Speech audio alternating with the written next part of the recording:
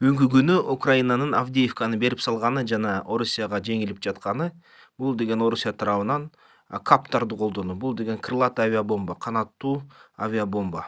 Бирок украинецтер кандайдыр бир өзүнүн аракеттерин жасап атышат. Ушундай платформаларды жасап, ушундай роботторду колдонгонго аракетте. Роботтор бирок аябай аз көлөмдө жана бүткүл армияда мындай көп жайылган эмес. Анын сыртынан дагы буга операторлорду үйрөтүш керек. Операторлор жетишпей жатат. Бирок Орусияныкынан да көп операторлор, роботтор бирок азыраак. Албетте ушул роботтор мындай бир гана аскерий маселелерди чыгарбастан, миналарды ташыбастан дагы кандайдыр бир ушул аткылоо же болбосо жарадарларды согуш талаасынан, согуш майданынан чыгаруу ушундай жөндөмдөрү бар экен. Аны акырындап бүгүнкү күндө тестирлөө жасап атышат. Украинага ошол жеңиш үчүн бүгүнкү күнү Европа ушундай дрондордун үйүрлөрү, жасалма акыл менен башкарылган дрондордун үйүрлөрүн даярдап жатат.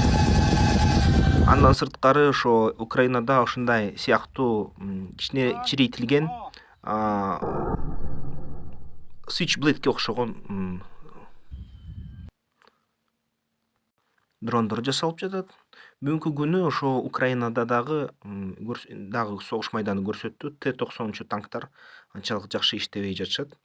Мисалы үчүн америкалык Т-20-кылымда иштелип чыккан Брэдлилер аябай өзүнүн маселесин жакшы аткарып жатат.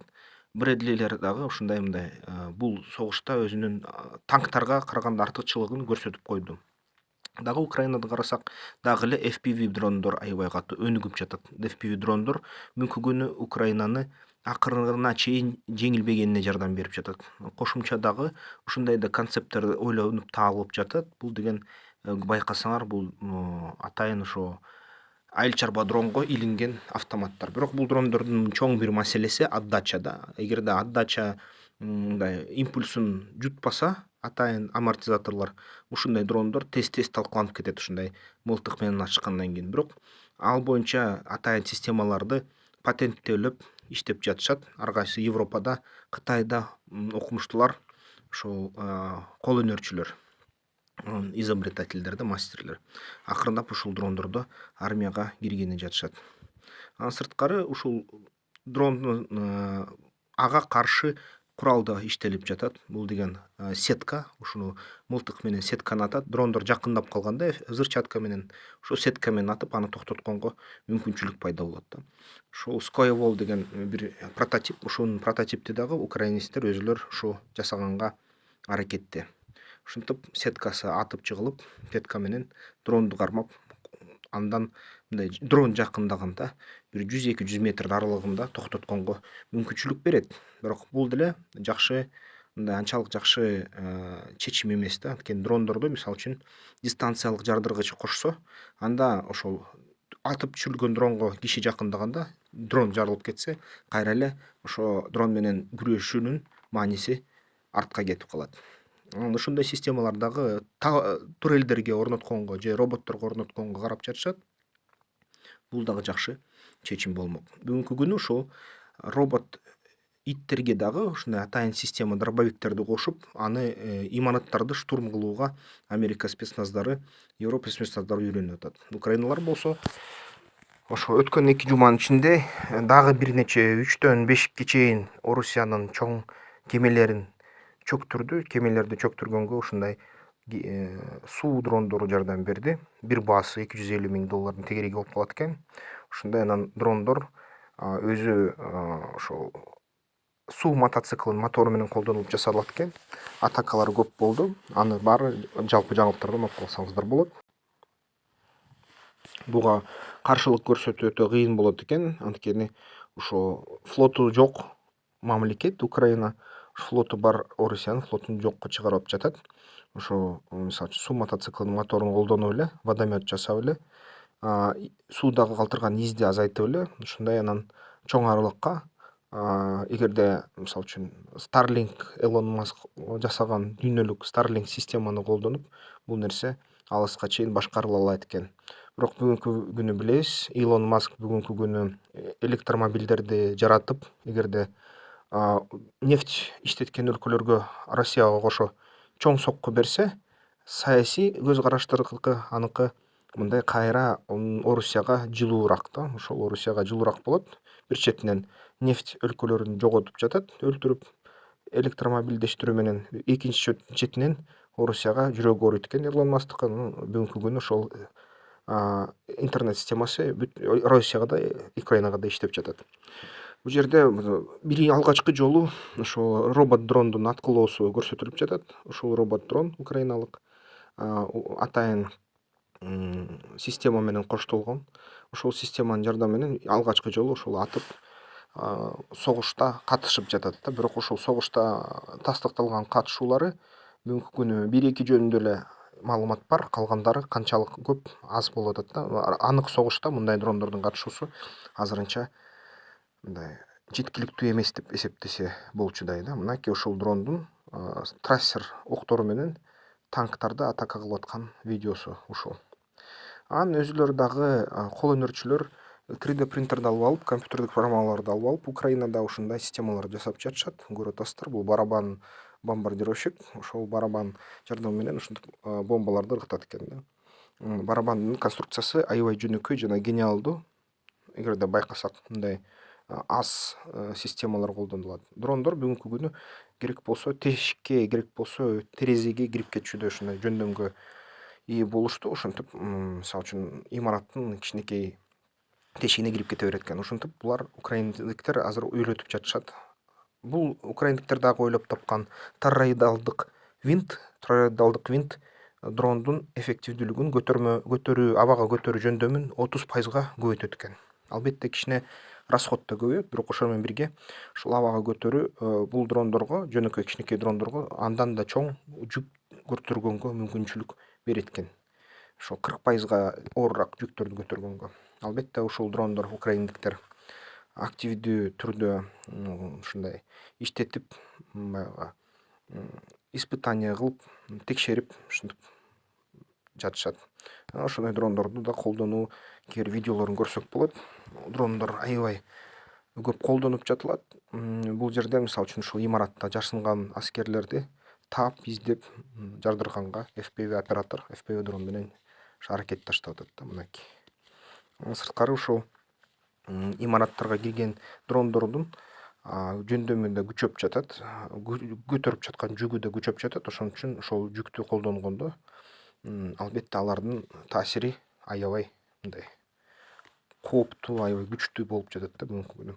Ошол дрондор бүгүнкү күнү Украинанын жетпеген артиллериясын алмаштырып атат. Орусияга Украинада жеңиш үчүн 5 миллион снаряд керек, Украинага так ошондой эле 5-6 миллион снаряд керек, бирок евро биримдик чогулуп 1 миллион снарядты дагы чыгара албай жатат бир жылда. Ошон үчүн бүгүнкү күнү ар бир 10 Орусиядан атылган снарядка 1 эле же 2 Украина тарабынан атылган снаряд болуп атат. Ошон үчүн Украина көп тараптан жеңилип атат. Бир эле ушул дрондор бүгүнкү күнү Украинага кандайдыр бир мындай такыр жеңилип жок болуп кетпөөсүнө кандайдыр бир жардам, көмөк көрсөтүп атат да. Албетте ушинтип танктарды да өртөп атканы көрсөтүлүп атат.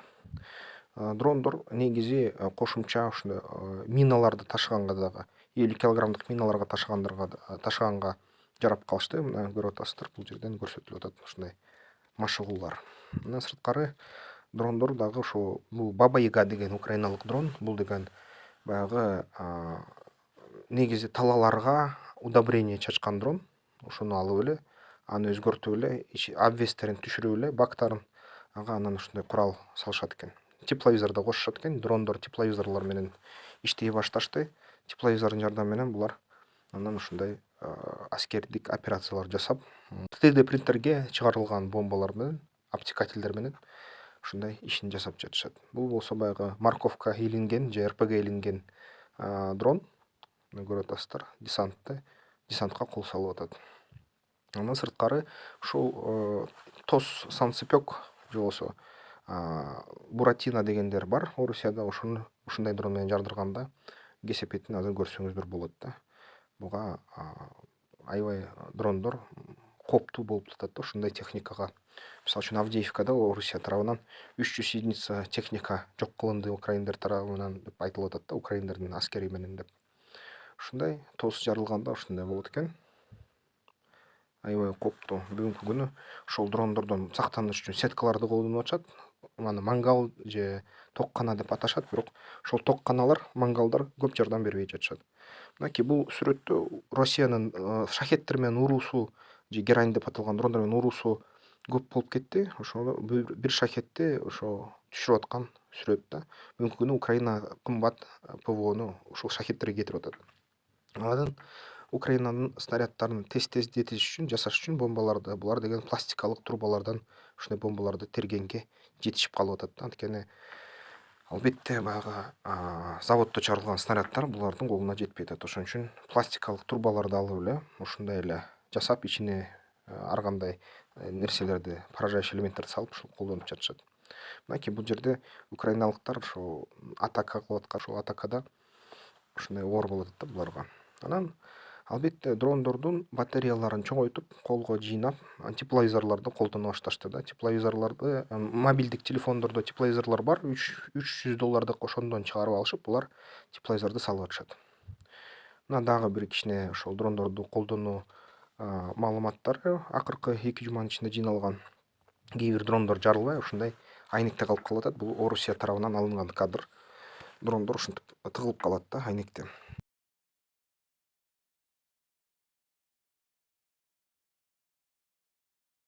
Ушундай дагы кошумча батареяларды колдонуп 3 килограммдык грузду көтөргөнгө дагы дрондун жөндөмү жетип атат. Мынакей 3 килограммдык грузду алып туруп, жүктү алып туруп дронго илет жана ушул дронду баягы учуу жөндөмүн текшеришет да. Ошондой эле Украинанын ушундай кол өнөрчүлөрү, жаш балдар ушундай аракеттерди таштоодо жасап жатышат.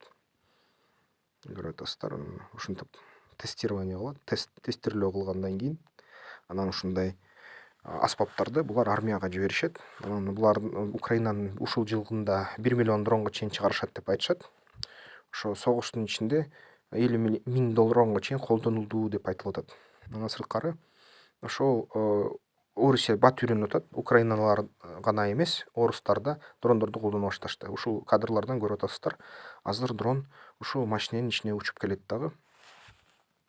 Жана ошол машинени жардырып салат. Жардырганда айдоочу жаракат алат, калгандары качып чыгат. Качып чыгып туруп айдоочуну чыгарат. Кичинекей болгону менен дагы FPV дрон ушундай мындай психологиялык кандайдыр бир жана техникалык кандайдыр бир мындай соккуну бере алат экен. Ушул машинени карасаңар, алдыңкы айнеги, кабинасы толугу менен чачырады да. Анан албетте баары тирүү калды, бирок баары жарадар болду. Бул болсо Украинанын кол өнөрчүлөрү баягы дрондорду учуп келатканда, жакындаганда түшүрчү ушундай системаны ойлоп табышып атат, сетка менен аткан. Мынакей ошону азыр ошо сынап атышат да. Анан бул жерден дагы көрүп атасыздар, дрондор бир гана чоң машинелерди эмес, индивидуалдык ар бир аскерге дагы кол сала баштады. Аскерлер мындай акыркы моментте туруштук бергенге ар кандай аракет кылууда. Анан силер сурайт болушуңуздар керек, эмнеге Америка Кошмо Штаттары ушунча убада берип туруп Украинага жардам бербей атат? Бул сиздерге көп жоопту берип калышы ыктымал. Көрүп атасыздар, бул сүрөттө ошол Роснефттин директорлорунун кеңешинин мүчөлөрү. Карасаңар, Америка Кошмо Штаттарынан бул жерде 4 киши отурат, Катардан 1 киши, Германиядан 2 киши, анан калганы орустар да. Анан эгерде Америка Кошмо Штаттары элитасынын акча булагы Орусия болсо, эмнеге анда алар Украинага жардам беришет?